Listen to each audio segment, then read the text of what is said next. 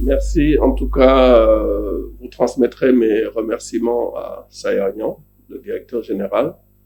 D'abord pour nous avoir conviés donc à nous exprimer dans votre newsletter, mais également pour donc donner cette place-là au digital dans cet instrument de communication de l'ARMP.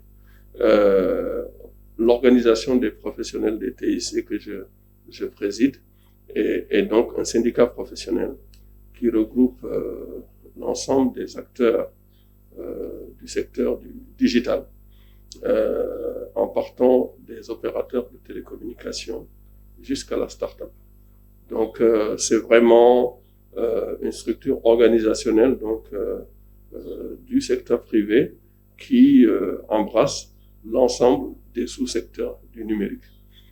Bien entendu, on est une organisation qui défend les intérêts de ses membres. On est une organisation qui promeut le développement du numérique au Sénégal. Et on est une organisation qui est l'interlocuteur de l'État dans tous les échanges qui permettent de faire évoluer l'environnement du digital pour qu'il soit propice à son développement. On est affilié au Conseil national du patronat qui a une trentaine d'organisations sectorielles. Effectivement, pour ce qui est du numérique, c'est Optique, donc qui est la branche professionnelle donc du numérique du Conseil national du patronat. Ça existe depuis bientôt 20 ans, hein. Ça fait 2003, on a été en fait, Optique a été créé en 2003. Donc c'est quand même, cela fait un moment déjà, et le Conseil national du patronat, c'est une organisation qui vit et qui a en fait enregistré plusieurs autres organisations sectorielles depuis lors. Et en termes de nombre, tout à l'heure vous avez posé la question, on doit être un peu moins de 100 membres aujourd'hui au niveau de l'organisation.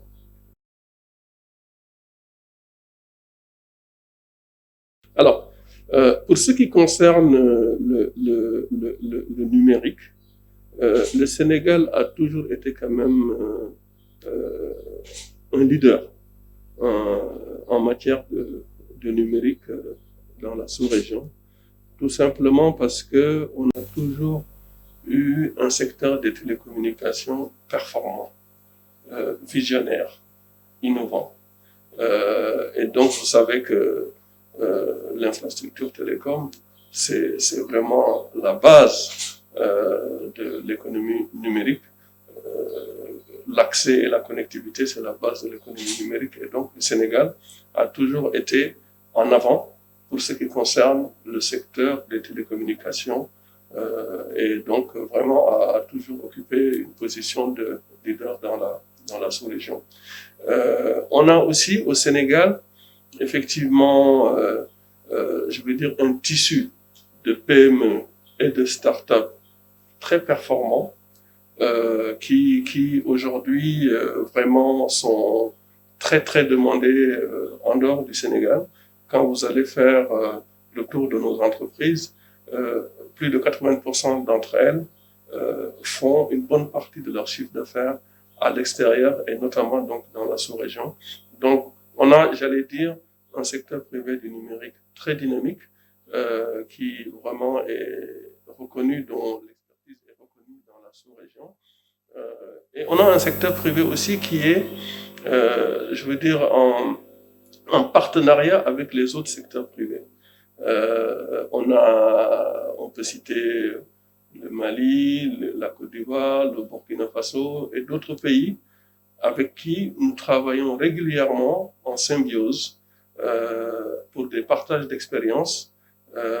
On se rend régulièrement aux événements qui sont organisés par nos homologues de ces différents pays. Et donc, c'est pour dire qu'on travaille en bonne intelligence. Le secteur privé africain travaille en bonne intelligence. D'ailleurs, il y a un peu moins d'un an, on a créé au Sénégal le réseau des organisations professionnelles du numérique d'Afrique de l'Ouest et d'Afrique centrale qui commencent à avoir des activités intéressantes notamment avec l'Organisation des États ACP. C'est un réseau. C'est un réseau aujourd'hui qui regroupe les organisations professionnelles du numérique en Afrique de l'Ouest et en Afrique centrale, dont je suis le président. La vice-présidence est assurée par la Côte d'Ivoire et le secrétariat général est assuré par le Mali.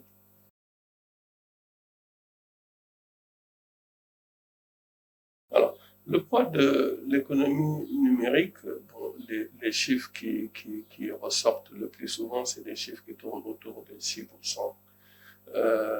et qui sont, c'est vrai, essentiellement constitués par les chiffres des opérateurs de télécommunications. Donc c'est autour de 6%, les chiffres officiels. Et dans la stratégie nationale SN 2025, justement, l'objectif c'est d'atteindre 10% du PIB à l'horizon 2025. Mais je suis persuadé que si on regarde bien, on doit même être peut-être au-delà, franchement, de 6%, parce que le numérique est aujourd'hui partout.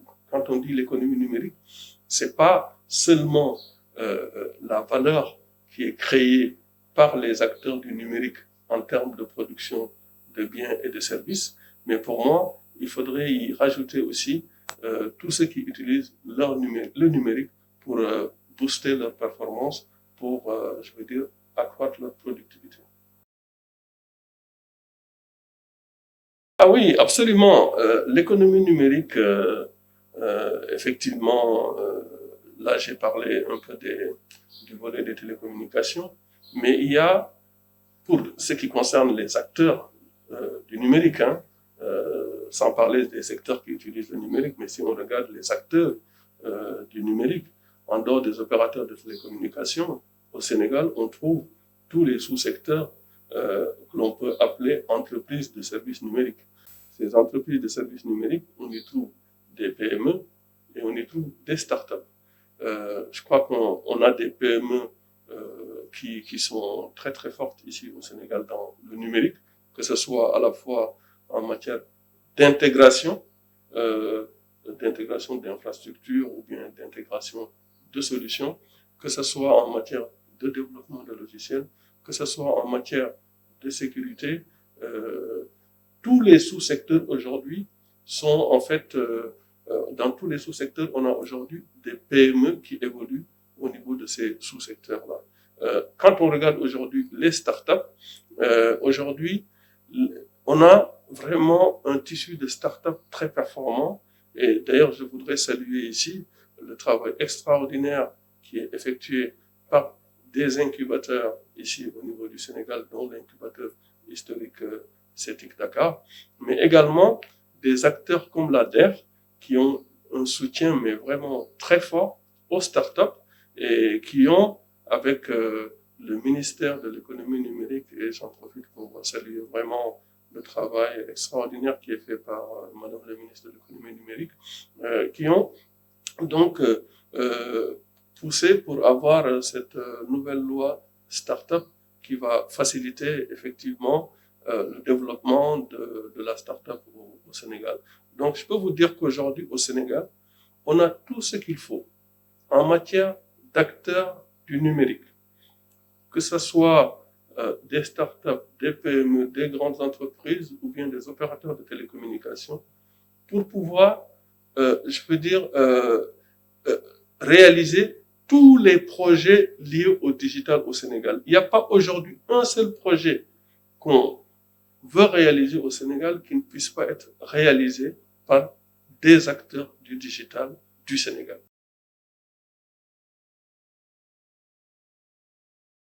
La loi, elle a été votée. Mais la loi, il faut qu'elle soit opérationnelle et pour être opérationnelle, les décrets d'application doivent être également finalisés, ce qui n'est pas encore le cas. Je dois dire que c'est souvent le problème ici au Sénégal.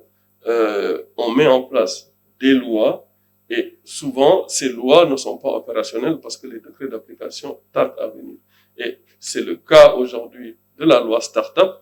Aujourd'hui, on n'a pas les décrets d'application qui permettent à cette loi start-up d'être mise en œuvre.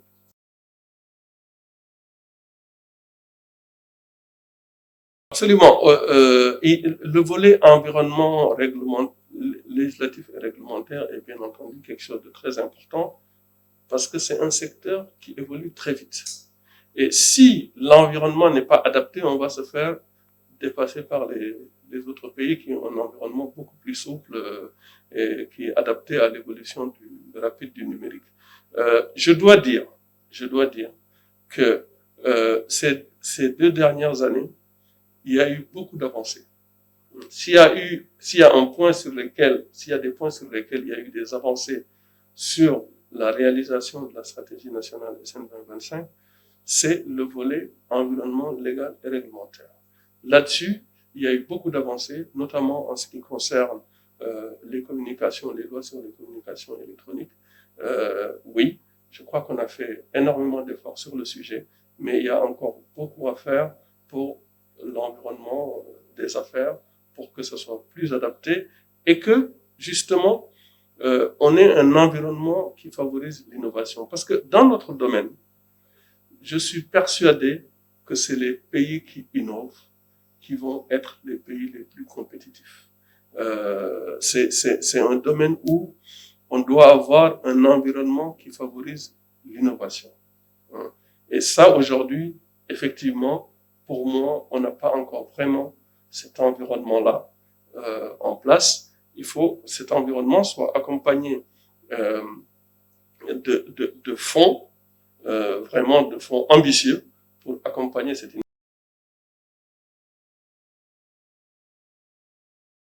La stratégie SN 2025, c'est quelque chose quand même qu'on a salué, parce que cela faisait plusieurs années, en gros, qu'il n'y avait pas de boussole en matière de numérique.